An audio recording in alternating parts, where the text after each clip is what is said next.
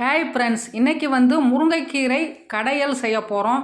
இது வேலைக்கு போகிறவங்கெல்லாம் ஈஸியாக செய்கிறாப்புல டக்குன்னு ஒரு 5 நிமிஷத்தில் செய்யலாம்.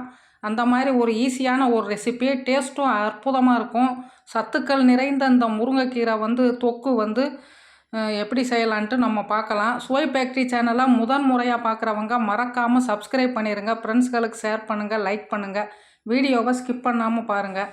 நான் அதுக்கு மரத்துலேருந்து ஃப்ரெஷ்ஷாக பிடுங்கின கீரை இந்த மாதிரி எடுத்து வச்சுருக்கேன். ஒரு கட்டு ஆஞ்சி எடுத்து வச்சுருக்கேன்.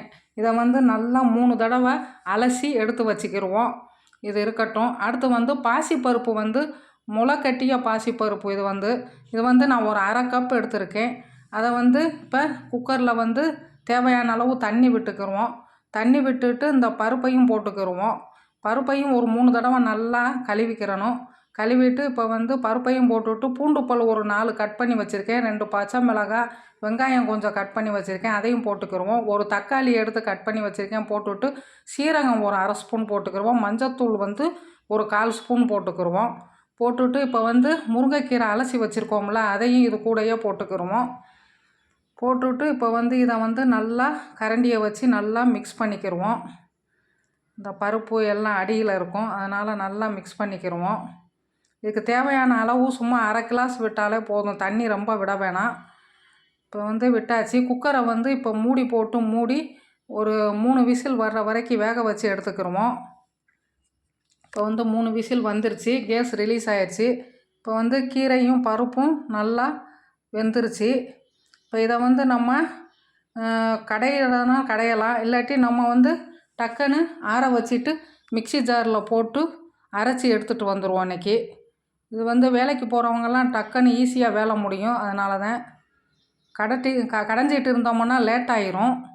இப்போ பருப்பையெல்லாம் மிக்சி ஜாரில் போட்டுவிட்டு இப்போ அரைச்சி எடுத்துகிட்டு வந்துடலாம்.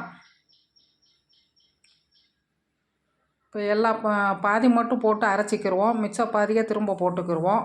இப்போ அரைச்சி எடுத்தாச்சு. அதை ஒரு கிண்ணத்தில் போட்டுக்கிடலாம். இதே மாதிரி மிச்ச பாதியையும் அரைச்சி போட்டுக்கிடலாம். முருங்கைக்கீரையிலையும் பாசிப்பருப்புலையும் நிறைய சத்துக்கள் இருக்குது, உங்களுக்கு எல்லோருக்கும் தெரியும். இதை வாரத்தில் ஒரு 2 நாள் கட்டாயம் சாப்பிட்ணும். முருங்கைக்கீரையில் அயன் சத்து, கால்சியம், மெக்னீசியம் நிறைய இருக்குது. பாசிப்பருப்புலையும் அதே மாதிரி புரோட்டீன் நிறைய இருக்குது. அதனால் ரெண்டுமே சேரும்போது உங்களுக்கு தேவையான அளவு சத்துக்கள் கிடச்சிருது. உப்பு தேவையான அளவு போட்டு இப்போ அரைச்ச விழுதில் நல்லா மிக்ஸ் பண்ணிக்கிடுவோம். அடுத்து இதுக்கு தாளிப்புக்கு நல்லெண்ணெய் விட்டுக்கிறேன். விட்டுட்டு 2 குழிக்கரண்டி விட்டுட்டு கடுகு உளுந்து போட்டு ஒரு மிளகாய் வத்தல் கிள்ளி போட்டிருக்கேன். 2 மிளகாய் வத்தல், அது நல்லா பொரியட்டும். இப்போ வெங்காயம் ஒரு கொஞ்சம் கட் பண்ணி எடுத்து வச்சுருக்கேன், அதையும் போட்டுட்டு நல்லா பொன்னிறமாக வர்ற வரைக்கும் வறுத்துக்கிடுவோம். இந்த தாளிப்பு இதுக்கு அவ்வளோ ஒரு முக்கியம். தாளிச்சாதான் நல்லா டேஸ்ட்டாக இருக்கும். அதுவும் நல்லெண்ணெயில் தாளித்து சாப்பிட்டு பாருங்கள், சூப்பராக இருக்கும். இப்போ இதில் கீரையில் ஊற்றிக்கிடுவோம். ஊற்றிட்டு இப்போ இதை நல்லா கலந்து விட்டுக்கிடுவோம். இப்போ ஒரு அருமையான முருங்கைக்கீரை தொக்கு ரெடி ஆயிடுச்சு. இதை சாதத்தில் பிசைஞ்சு சாப்பிட்றதுக்கு அவ்வளோ ஒரு டேஸ்ட்டாக இருக்கும். இன்றைக்கி நான் சாதத்துக்கு தான் இந்த ரெசிபி செஞ்சுருக்கேன். இதை நீங்களும் ட்ரை பண்ணி பாருங்கள். இதே போல் வேறு ரெசிபி வேணுமானா கீழே கமெண்ட்ஸில் சொல்லுங்கள், நான் உங்களுக்காக செஞ்சு காட்டுறேன். இப்போ சாதத்தில் இதை பிசைஞ்சு சூடாக சாப்பிட்டோம்னா அவ்வளோ ஒரு டேஸ்ட்டாக இருக்கும். சத்துக்களும் நிறைந்தது. ஹீமோகுளோபின் கம்மியாக இருக்கிறவங்க இதை அடிக்கடி செஞ்சு சாப்பிட்லாம்.